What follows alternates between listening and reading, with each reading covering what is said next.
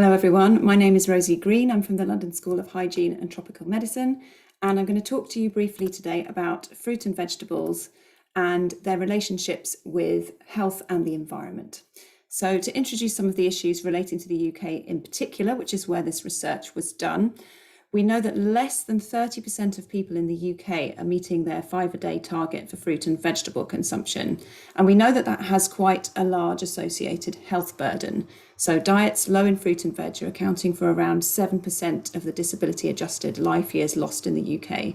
And that's more than physical inactivity and alcohol use. The UK is also committed to being net zero by 2050, and that's going to have to mean some dietary change, including reduction in meat and dairy and eating more fruit and vegetables. However, in the UK, we import more than half of our fruit and vegetables. 1/3 of that is coming from climate vulnerable countries and half is coming from water scarce areas. So climate change might threaten our future supply of fruit and veg. So our main research question was, what would be the best way to 5-a-day from the point of view of both health and the environment? And we designed 4 pathways to look into this issue. All of the 4 pathways would increase consumption of fruit and veg to 5 portions a day, but they're based on different combinations and sources of fruit and vegetables. So 2 of the pathways emphasize vegetable consumption more than fruit, because vegetables tend to have a slightly healthier nutrient profile. And 2 of them emphasize UK production over the current global sources. So we wanted to see how those differences would affect health, the environment, and also the cost of the diets.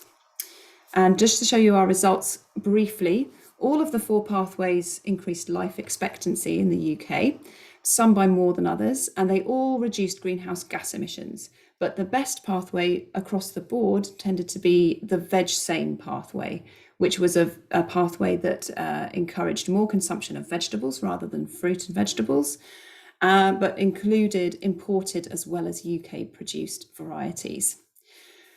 However, that wasn't the best pathway in terms of saving water. The Veg UK pathway on the top right actually used the least water per day.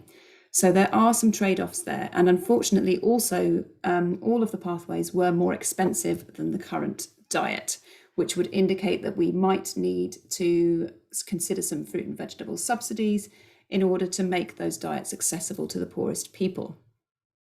So to summarize, prioritizing vegetable consumption over fruit would increase both health and reduce greenhouse gas emissions from the diet. It would contribute 30% to the UK's carbon reduction targets for agriculture, and also 10% of the target to increase life expectancy by 5 years. But there are these trade-offs. So if we want to be more resilient to climate change, we may want to consider using varieties that use less water, and therefore the UK might want to grow some more of its own vegetables. Thank you very much.